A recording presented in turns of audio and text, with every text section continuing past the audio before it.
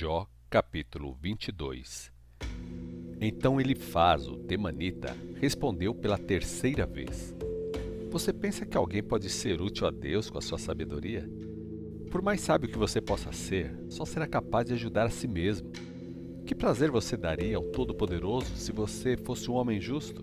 Que lucro ele teria se os seus caminhos fossem perfeitos? Ou será que você pensa que ele lhe dá castigo justamente porque você o respeita e lhe obedece? De forma nenhuma. Você está sendo castigado porque é um pecador rebelde. Seus pecados são muitos e muito grandes. Por certo, você exigiu que seus amigos deixassem até as suas roupas como garantia antes de lhes emprestar um pouco de dinheiro. A gente pobre que quase já não tem com que se vestir. Você negou um pouco de água a um viajante cansado, ou quem sabe você não quis dar um pedaço de pão a uma pessoa faminta? Aos fortes pertencia a terra, e só o homem favorecido habita nela. Você deve ter negado ajuda às viúvas pobres e mandado espancar crianças sem família que vinham pedir auxílio à porta da sua casa. É por isso que você está cercado de armadilhas e o perigo repentino apavora você. Por isso seu caminho é escuro e as águas o cobrem. Deus vive lá nas alturas dos céus, e de lá ele observa as estrelas, embora elas estejam bem distantes. Sim, eu sei o que você pensa. É por isso que Deus me castigou assim. Ele está tão longe, encoberto por grossas nuvens, que não pode julgar a minha vida corretamente. Ele não é capaz de ver o que acontece comigo porque está longe demais, coberto por nuvens espessas, percorrendo o céu afora. Você acha que seria melhor fazer o que os perversos fazem? Eu lhe mostrarei a vida dos perversos e o seu triste fim. Os perversos sempre morrem antes da hora. Seus alicerces foram arrancados por uma inundação. Isso porque disseram a Deus: Não se intrometa em nossa vida. O que o Todo-Poderoso poderá fazer por nós? Não precisamos da ajuda dele. Contudo, eles se esqueceram de que Deus encheu seus cofres de riquezas. Por isso, fico longe dos conselhos dos ímpios. Os justos veem o castigo dos perversos e se alegram. Os inocentes zombam deles, dizendo: Vejam, nossos inimigos foram destruídos. Todo o poder deles foi destruído pelo fogo. Pare de discutir com Deus. Faça as pazes com Ele e a tranquilidade e a alegria voltarão outra vez. Aprenda a instrução que vem da boca dele e ponha em seu coração as palavras dele. Se você se arrepender e voltar para o Todo-Poderoso, Ele devolverá tudo que você perdeu. Se afastar da sua tenda a injustiça. Se o ouro não tiver mais valor para você, se for como o pó ou as pedrinhas do ribeirão, então o Todo-Poderoso será o seu ouro e a sua prata seleta, e você achará prazer no Todo-Poderoso e erguerá o rosto para Deus. Suas orações serão respondidas, e você cumprirá com alegria as promessas que fez a Ele. Todos os seus planos darão certo e os seus caminhos serão cheios de luz. Quando os seus caminhos tiverem de passar por um vale, você dirá: para cima, e transformará o vale em caminho plano, porque Ele salva o homem abatido. Sim, até mesmo o homem culpado será salvo, graças à pureza que há no seu coração. Jó, capítulo 23. Esta foi a resposta de Jó. Ainda dessa vez a minha queixa é de um homem amargurado com Deus, pois a mão dele é pesada, apesar do meu gemido. Se tão somente eu soubesse onde encontrá-lo, então poderia ir à sua habitação, eu lhe apresentaria a minha causa, daria todas as explicações necessárias e entenderia as razões para ele me castigar desta maneira. Vocês acham que Deus usaria o seu grande poder para me destruir? Não, ele me ouviria com atenção. Sendo justo e sincero, o homem poderia discutir a sua causa. Eu seria perdoado de uma vez por todas por aquele que me julga. Mas onde encontrar Deus? Se vou para o Oriente, lá ele não está. Se vou para o Ocidente, lá ele também não está. Quando eu procuro do Norte, não o enxergo. Quando vou para o Sul, eu não o encontro. Ele, no entanto, sabe de tudo que me acontece. E quando me examinar, verá que sou inocente, puro como ouro. Andei cuidadosamente pelo caminho de Deus, sem me desviar dos seus passos. Nunca me afastei dos mandamentos dos seus lábios. Dei mais valor às palavras de sua boca do que ao meu alimento. Isso me aconteceu da parte do plano de Deus. Ninguém pode fazer Deus mudar de ideia. Tudo o que quer, Ele faz. Deus vai fazer comigo tudo o que planejou, inclusive coisas que ainda estão por vir. Não é à toa que eu me apavoro diante dele, e quando penso nisso, perco a coragem. Deus fez desmaiar o meu coração. O Todo-Poderoso causou-me pavor. Contudo, não fui silenciado pelos dias escuros, nem pela escuridão que cobre o meu rosto. Jó, capítulo 24. Por que o Todo-Poderoso não faz julgamentos com data marcada? Nós, os justos, gostaríamos de vê-lo usar a sua justiça, mas esperamos em vão. Há homens que mudam os marcos das divisas e apacentam rebanhos que foram roubados. Até mesmo levam um jumento do órfão e tomam um boi da viúva. Os necessitados são jogados de um lado para o outro e os pobres não têm um lugar onde se proteger. Os pobres têm de lutar para conseguir um pouquinho de comida para eles e seus filhos, como jumentos selvagens no deserto. São obrigados a comer raízes que crescem nos pastos e têm de catar os restos das plantações dos ricos. Sem dinheiro, são obrigados a passar a noite nus, não têm com que cobrir-se no frio. Ficam molhados até os ossos com as tempestades das montanhas, são obrigados a viver em cavernas. A criança de colo é arrancada dos braços de sua mãe. O recém-nascido do pobre é tomado como garantia para pagar uma dívida. Por isso, os pobres andam nus, carregando os feixes de trigo, mas ainda continuam com fome. Os pobres são obrigados a espremer as azeitonas para conseguir azeite e as uvas para fazer vinho, e, no entanto, continuam com sede. Nas cidades, sobem os gemidos daqueles que estão para morrer, e a alma dos feridos clama por socorro. Mas para Deus, esse estado de coisas parece perfeitamente normal. Há os que se revoltam contra a luz, não conhecem os caminhos da lei e não andam nos caminhos de Deus. Os bandidos agem durante todo o dia. Durante a manhã matam os pobres e os necessitados e de noite praticam assaltos e roubos. Quando chega a noite, o adúltero se disfarça para que ninguém o veja. Os bandidos invadem casas no escuro, mas de dia se esconde, não querem saber da luz. Eles detestam a luz do dia, mas a escuridão da noite não os deixa apavorados. O homem mau é arrastado pela enchente, as suas terras são amaldiçoadas e perderão as plantações de uvas. A morte destruirá os pecadores como uma terra seca, e o calor consome a neve derretida. Até as próprias mães se esquecerão deles. Os vermes terão prazer em devorar a carne deles. Eles serão derrubados como árvores e ninguém se lembrará deles. Devoram a estéril e sem filhos e maltratam as viúvas necessitadas. Mas Deus, no seu poder, os arranca. Embora firmemente estabelecidos, Ele acaba com a vida dos perversos. Eles se acham em segurança e por isso continuam a sua vida. Ele vigia a vida dos perversos quanto aos seus planos malvados. Por um breve tempo, os perversos crescem e se tornam poderosos, mas depois se vão. Eles serão arrancados desta vida como todos os homens, como se fossem espigas no dia da colheita. Vejam se não é exatamente isso que acontece.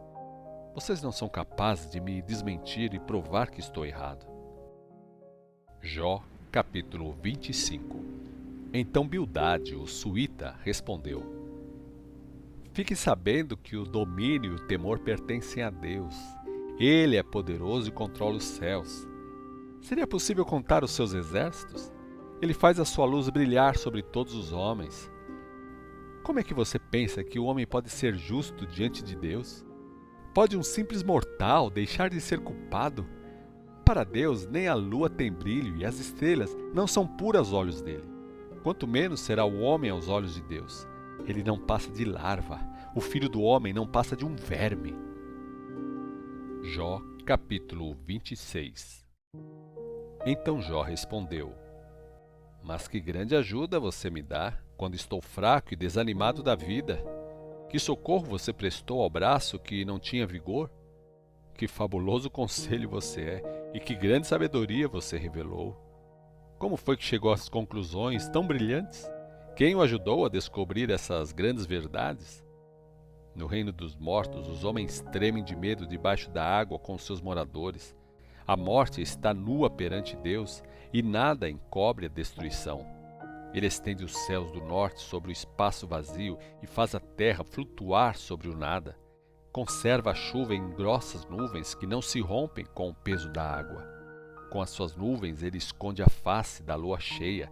Ele colocou um limite para os oceanos, uma divisão entre a luz e as trevas para o dia e a noite. Quando Deus fica irado, até as colunas do céu estremecem e ficam perplexas. Com o seu poder ele agita o mar, com a sua sabedoria ele derrota o monstro dos mares. Com um simples sopro, ele transforma uma tempestade em céu azul. Com sua mão, matou a serpente arisca. Isto é apenas uma amostra do poder de Deus, um simples sinal. Quando ele mostrar toda a sua gloriosa força, quem será capaz de sobreviver? Jó, capítulo 27. E Jó continuou seu discurso. Tão certo como o fato de existir um Deus Todo-Poderoso, o mesmo que me castigou sem julgamento e encheu de tristezas a minha alma, enquanto eu tiver vida em mim e tiver o fôlego de Deus em minhas narinas, meus lábios não terão lugar para injustiça nem para mentira. Nunca darei razão a vocês e continuarei afirmando que sou inocente até a minha morte. Nunca abrirei mão da minha justiça. A minha consciência está perfeitamente limpa e sempre esteve por toda a minha vida. E se vocês insistirem em me acusar, fiquem sabendo que isso não passa de pura maldade. Quem me acusa de ser um rebelde não passa de um perverso pecador. Que esperança tem um pecador quando chega a hora da morte? A hora em que Deus tira a sua vida? Por acaso Deus atenderá aos pedidos de ajuda que o perverso fizer na hora do sofrimento? Terá ele prazer no Todo-Poderoso? Dará a Deus um lugar em sua vida?